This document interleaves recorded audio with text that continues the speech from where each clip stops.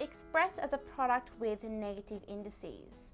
Okay, so we want it as a product, so I don't want any fractions. So whatever's on the denominator, I'm going to move it up. So don't worry about what's on the numerator, just worry about moving anything on the denominator up to the top, so I get rid of the fraction.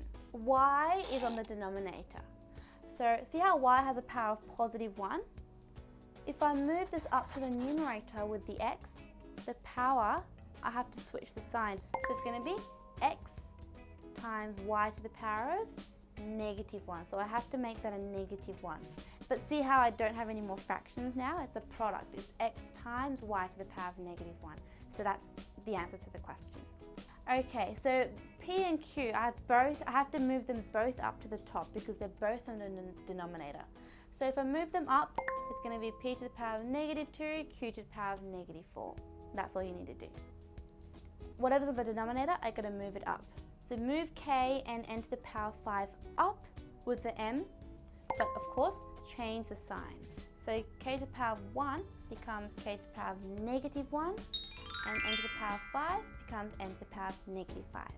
Okay, so see how the fraction's gone now, and make sure you leave the M as it is, M to the power of 6.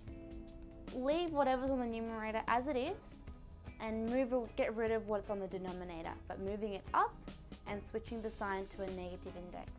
N squared now becomes N to the power of -2. P cubed now becomes P to the power of -3. And of course, just leave the 5m to the power of 9 as it is.